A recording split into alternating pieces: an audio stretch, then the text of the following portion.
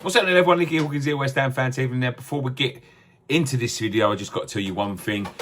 Have you ever wanted to beat an Arsenal fan? I'm sure most of you have, and this is your chance. This is William Hill's final one standing Beat Robbie edition. I went pretty far in the last 500k promotion, just a bit further than Robbie actually. But this promotion is great. All you got to do is outlast Robbie to win a share of £50,000. Now, it's the same as the last final one standing. All you got to do is pick one Premier League team each week. If they win, you're through. And if they draw or lose, you are out. Terms and conditions do apply. You have to be in the UK or Ireland to participate. Over 18, and please gamble responsibly. But this is your chance. Beat Robbie and be the final one standing. And if you beat him and he goes out, win a share of £50,000. Go and click the link down below or the QR code to participate. But thank you very much. And now back to the video. Shout out to Matt Rainey, 190 super chat. Cheers, Matt. Happy Friday, Irons. Hope for a Ben win tomorrow. Yeah, I won't mind a Ben win. Good, it's going to be a good fight. Looking forward to it. There you go. Something going on. No football going on. Well, I say there's no football. There's international football. Yeah, England with another win last night. So that helped put me asleep. That did. 21, but it weren't the greatest of games. 21 points out of 21, no goals conceded. Bowen getting no minutes again. Yeah, Bowen to play on Sunday. I hope so. Yeah, he will. So. I reckon he might start on Sunday. Bowen. He hasn't been given a fair crack. I don't think. Really hasn't been given a fair crack. But he likes him. He keeps bringing him into the squad. So, well, I was speaking to Nicky. He doesn't think that Bowen, and it's annoying because he's not here to back up his opinion, but I just thought it'd be interesting to bring this up. He doesn't think that Bowen's going to go to the World Cup just based off of how little he seems to really be. I'm with you. I honestly think once Madueke is back, I think Bowen's out the door. Really do. I don't. He's not. As I said, he's not been given a fair crack. England doesn't really play to the way Bowen plays. He's not going to get in front of Saka unless Saka gets injured. Saka's for England. Saka brings a lot. He's a very good player. Bowen's stats are very, very similar to Saka's. When you look at it Premier League wise, but Saka seems to be getting a nod. And I get it. The thing is with Tuchel, it was interesting what he said the other day when he said about Kane, Bellingham, Foden can't play in the same team, so he's not going to put them in the same team. Mm-hmm. We've suffered for years as England fans watching managers trying to put all the best players into the team and just cram them in there. Tuchel, for me, as much as I didn't want him as England manager, that's one thing that I have liked about him is that he's picking players for what he thinks are in their best positions. And I think that I think he really rates Bowen. And if Bowen can carry on having a decent season for West Ham, I think personally he will be in the World Cup squad. I can see him getting in it. And yeah, I just think that's what Tuchel is. I think there will be bigger names that miss out than Jarrod Bowen. I think Bowen will make the World Cup squad. I think West Ham being a bit better in the league will help Bowen's chances than being down in the bottom three or around the bottom three. I think Tuchel's slowly showing that he's not worried about who you play for. Do you know what I mean? And this is the thing is that's you say that though, but he put Madueke straight in when he signed for Arsenal. Oh yeah, this is the thing. Look, he's made some very random choices and things like that, but he's finally he said he's picked a lot of players, isn't he, for his squads? He hasn't used. He called up quite a few. Yeah, he's called up a few new players in the last few games. Like he's called up Alex Scott from Bournemouth. This is what I like. This is what I like about Tuchel is that he's not just picking names. He's not like he's left Bellingham out the last few squads. He's not picking Jack Grealish. Foden's only just come back into the fold. There's a lot of players that are missing out because he's thinking, like I said, we've suffered for so long watching England trying to put all the best players on the pitch at the same time. Yep. He doesn't do that. And that's why I think when you look at, I know the game you watched last night, Scott, wasn't the greatest, but if you'd have watched the previous games and watched the way we play, there is improvements there. And I said it before, we are going to be one of the best best squads going into this World Cup Definitely. next year. Definitely. We're going to be up there, and Definitely. we're going to be up there, And that's what we need, though, right? We need a manager that's going to experiment, because at the end of the day, I think, like you said, we've had too many managers trying to fit all the best players in and having their system and then trying to fit all the best players into it. The thing that I see with Tuchel is, like you said, he does try different things, and he looks like someone who thinks ahead of, well, what happens if we get to the World Cup and Bellingham's injured, Kane's injured? Or we have a suspension. How are we going to play without that player? What are we going to do? And he seems to be trying to come up with ways. Like I said, the players that he's not fitting in, you can't have a Foden and a Bellingham playing. They play exactly the same position. But what you can have is a Bellingham plan, and if he ain't available, a Foden plan. So he's looking at ways to bring all them in.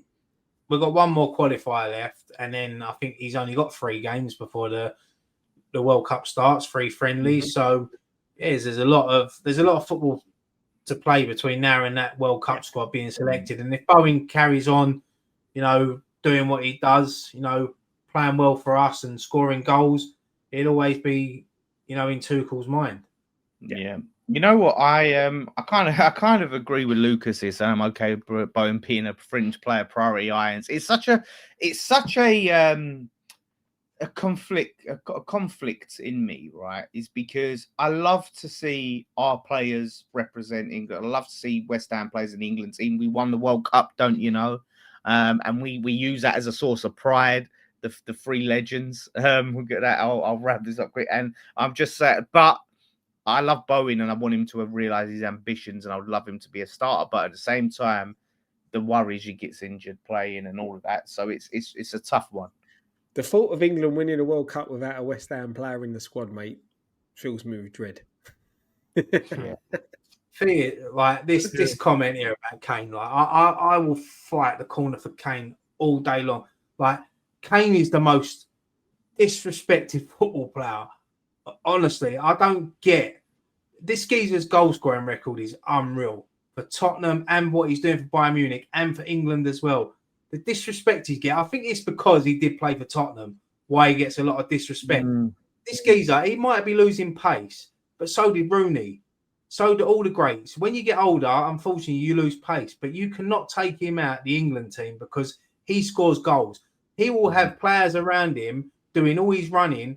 He will be in that position to finish the ball. Even when he drops off, that's what he's good at. I don't get this. I really don't get the hate that Harry Kane gets.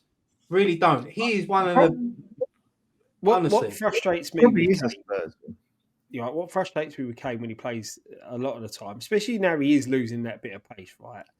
Is he's a great goal scorer. He's one of the best goal scorers that England have had for a long time, right? And what frustrates the hell out of me with him... No, Scott, he is the greatest England goal scorer of all time. Yeah. Because a lot of penalties, but I get that. But what frustrates me with him so much is that a lot of the time when he should be in the box, he's dropping deep because he wants to be involved. I'd rather see Kane just staying around that 18-yard box, not trying to bring other players. Be where you're most effective. Well, now he has lost pace. That's the best place for him. Yeah, that's the thing is, though, you've only got to look what he's doing week in week. Look at what he's doing week in, week out at Bayern Munich. His goal scoring record is unreal. Yeah, unreal. He scored 108 goals in 114 games. It's fucking crazy numbers, and he can still come back. If he was to come back to the Premier League next season, he's still got time to break Shearer's record. Yeah, and he probably would do it as well. Yeah. That's his only downside. I think him leaving the Premier League, maybe he needed to go to Bayern Munich. He needed to get off his chest. It was so Harry Kane that he went there, and it was the first time they didn't win the league title for about 12 years. But he's won the trophy now. I think they've won another domestic cup or whatever it is, and they're going well in the Champions League.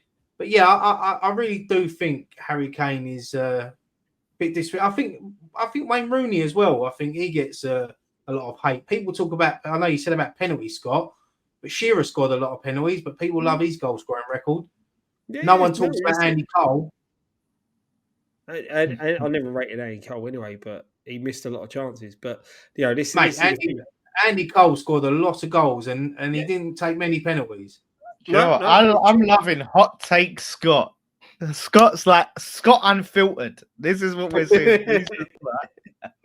This is it. And the thing is, Kane will carry on playing. He, like you said, right, if he does come back, he will eventually break that record. But just for me, for England, there's games, especially in the last World Cup, the last Euros, he just sitting there thinking, get in the fucking box, man. You know, you're the goal scorer. You're the man who these players are crossing the ball for, and you're sitting there on the edge of the day or still deep in our own half, or they're deep in the half because you've playing players through. Be the focal point. Be the tip of the spear. If he stays and be the tip of the spear, he'll score more goals for England, and England may actually go on and win something. Yeah, someone just said there that Jimmy Greaves, the greatest ever English striker. Yeah, I agree. Look, Jimmy Greaves is up there, but the greatest player this country's ever produced is Wayne Rooney. Without a doubt, Wayne Rooney. Talent-wise, Wayne Rooney. Bobby Charlton, legends. Jimmy Greaves, legends. But as an all-round player, Wayne Rooney. Yeah. No, I mean, yeah, he was class, but it's a shame. Like we all thought when he come out, we thought he was going to be the one to win England the trophy, you know, and yeah, sadly. And do you know what? Go and have a look at Wayne Euro 2004 Wayne Rooney highlights. That Rooney in that tournament is the best performance up until he got injured that I've ever seen from an England player. Was that the year he done his metatarsal? Yeah, in the quarterfinals against Portugal. But you watch what he done in that tournament as a kid. People forget he was only like 17 at the time, and he was bullying like Zidane, bullying all of these top class international players. It was one of the best performances. Every now and again, it pops up on like TikTok or Twitter or something, and someone just puts that highlights package together, and it's unreal. That was one of the best tournaments I remember watching England at that time. It's hopefully one day we can see a win. We can see a final win, not end in disappointment. Well, if it wasn't for Southgate taking off fucking Declan Rice in the 2021 final, we'd have won. We would have seen that. We should have seen that. Let's be honest. We should have seen it twice by now. We should have seen the World Cup and the Euros by now. But and Jace wanted him at West Ham. You say we reward failure in this country. We made Gareth Southgate a sir.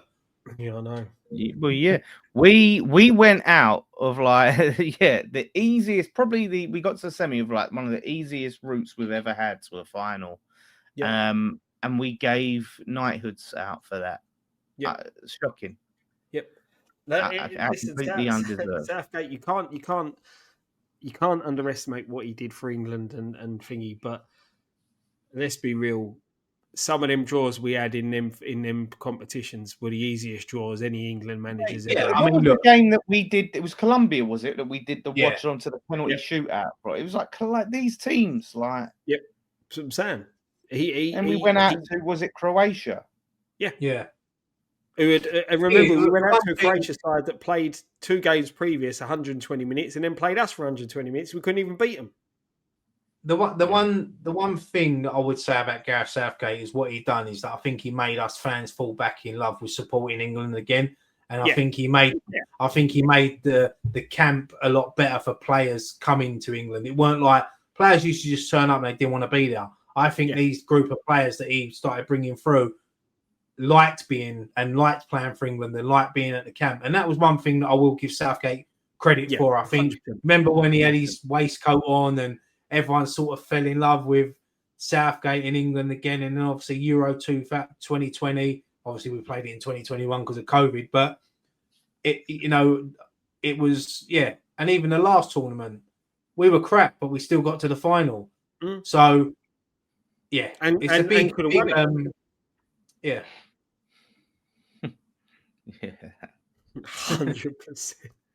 it was. I remember. I still remember that moment.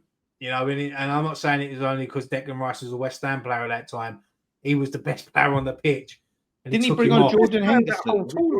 He brought on. Yeah. Yes.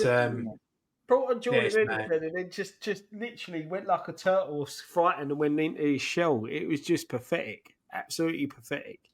You know, you've got one of the oldest centre back pairings in international football. You're playing deep in your own half, defending a 1-0 lead. It was fucking pathetic, mate. Absolutely pathetic. And I don't know if you watched the game. Scott, you watched the game last night. I like that City defender, O'Reilly. Yeah, he looked decent. Looked very good. Yeah, Very comfortable. Linked up well with Rashford as well. Yeah. Even Rashford had a new since he's gone to leave for life since going to Barcelona. So yeah, look, England are looking in good shape. They're just the only thing that worries me is going to be the weather out there, the heat. Yeah, that's us English boys, we can't play in the heat. Yeah, I think that's. I think semi-finalists. I think we will suffer from the climate. Fuck semi-finalists, Scott. We're going to fucking win it. Come on.